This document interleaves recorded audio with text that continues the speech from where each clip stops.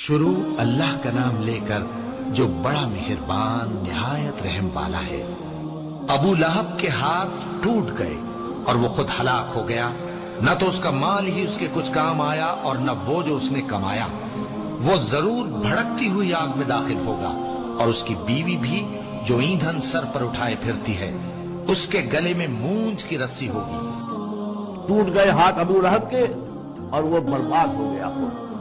واقعہ یہ ہے کہ جب حضور کے اوپر وہ آیت نازل ہوئی جو ہم نے پڑھی ہے سورہ ہجر میں، فاصبر بما تؤمر، پہلے 3 سال تک آپ نے دعوت جو دی ہے وہ لو کی، جسے ہم کہیں گے، کبھی بھی آپ کی دعوت انڈر گراؤنڈ نہیں تھی۔ اس کو تو سمجھ لیجیے، یہ تو لفظ استعمال کرنا ہی غلط ہے، لو کی۔ اور لو کی میں کیا تھا؟ پرسنل تعلق، پی پی کالز، لوگوں سے جن سے بھی تعلقات تھے، انفرادی گفتگو میں آپ کی دعوت پیش کر رہے ہیں۔ پھر حکم آ گیا فاصبر بما تؤمر، اب ڈنکے کی چوٹ کہیے۔ تو آپ کھڑے ہوئے کوہ صفا پر، آپ نے نعرہ لگایا وا صباحا، یہ وہاں کا دستور تھا۔ تفصیل سے میں یہ بیان کر چکا ہوں، سارا واقعہ بیان نہیں کر سکتا۔ تو اس وقت لوگ لبک کر آئے اور ابو لہب بھی آیا آپ کا چچا۔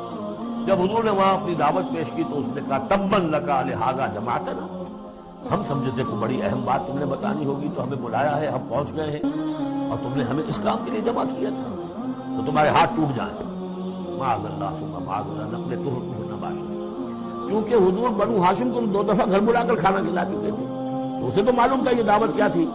لیکن یہ جو طریقہ آپ نے اختیار کیا تھا وہ تھا جیسا کہ وہاں پر عام الارم کے طور پر ہوتا تھا کہ کوئی فوج کی خبر آئے تو کوئی فوج حملہ آور ہونے والی ہے، تو جس شخص کے پاس بھی وہ خبر پہنچ جاتی تھی وہ کپڑے اتار کے معذرات برہنہ ہو کر کسی اونچے مقام پر کھڑا ہو کر نعرہ مارتا تھا وا صباحا، ہائے وہ صبح جو آنے والی ہے، غارت گری والی صبح۔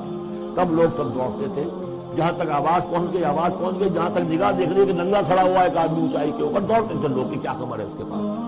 حضور معاذ اللہ ننگے ہونے کا کوئی سوال نہیں تھا، لیکن آپ نے آدھی بات ان کی اختیار کر لی جس کے اندر کوئی قباحت نہیں ہے، کہ آپ کھڑے ہوئے اور آپ نے وا صباحا کا نعرہ لگایا۔ وہ صبح قیامت کی خبر دے رہے ہیں، وہ خبر دیتے تھے جو صبح ہوتی تھی غارت گری، دشمن آ کر حملہ کرے گا، لیکن وہ بھی تو صبح قیامت ہے۔ بات کوئی تو ہنسی کی نکلے، خندہ صبح قیامت ہی صحیح، صبح قیامت بھی تو ہے نا۔ اس نے کہا آپ تمہارے ہاتھ ٹوٹ جائیں، تم نے اس کام کے لیے بلایا تھا۔ تو فرمایا تبت یدا ابی لہب وتب، اے نبی جیسے آپ کے دشمن جنہوں نے آپ کو کہا کہ اس کی تو دم ہی کٹ گئی، وہ ہوں گے جن کی دمیں کٹ جائیں گی، جن کا نام لیوا کوئی نہیں رہے گا۔ اسی طریقے سے جس نے کہا ہے کہ آپ کے ہاتھ ٹوٹ جائیں، ہاتھ اس کے ٹوٹ گئے۔ یہ تو چند سال کے بعد کی بات ہے، لیکن حقیقت میں عالم غیب میں تو اس کے ہاتھ کٹ چکے ہیں، وہ تب اور وہ برباد ہو چکا ہے۔ ما اغنی عنہ مالہ وما کسب، کچھ کام نہیں آئے گی اس کا، نہ اس کا یہ مال اور نہ وہ کمائی جو اس نے کی ہے ساری عمر اور جمع کیا ہے۔ سیصلی نارا ذات لہب، وہ جھونکا جائے گا آگ میں جو بھڑکتی ہوئی آگ میں۔ اور لہب کا لفظ جو ہے اس کے اپنے نام میں بھی شامل تھا، یہ صنعت لفظی کہلائے گی ابو لہب، کیونکہ وہ بہت ہی سرخ و سفید رنگت کا، بہت جیسے کہ انگارے جیسا اس کا رنگ تھا، اور آنکھیں بھی بڑی بڑی تھی، نہایت حسین و جمیل انسان تھا۔ اور اس کی بیوی بھی ام جمیل تھی، بہت ہی خوبصورت عورت تھی، اور یہ دونوں جو ہے یہ سمجھیے کہ بڑی ایلیٹ کلاس تھی اس معاشرے کی۔ اس کے پاس منصب تھا، یہ خزانہ وزیر خزانہ تھا حرم کا، چنانچہ اس کے بارے میں مشہور تھا کہ اس میں سے اس نے سونے کے بنے ہوئے ہرن چرا لیے۔ اخلاقی طور پر اس کا جو ہے وہ بدنامی اس درجے کی تھی، لیکن یہ کہ حرم کا خزانہ جو تھا وہ اس کی تحویل میں تھا، تو بڑا اونچا منصبدار تھا۔ تو اس کے لیے یہ کہا کہ جیسے یہ دہکتا ہوا انگارہ ہے، اس کو رنگ ہم نے دیا ہے، ایسی ہی دہکتی ہوئی آگ میں ہم اس کو جھونکیں گے، وامرأتہ، اور اس کی بیوی کو بھی۔ کیوں؟ یہ بھی اتنی ہی دشمن تھی حضور کی جتنا کہ ابو لہب دشمن تھا، بلکہ یہ کہنا مشکل ہے کہ بیوی زیادہ دشمن تھی یا یہ کہ یہ شوہر زیادہ دشمن تھی، دونوں۔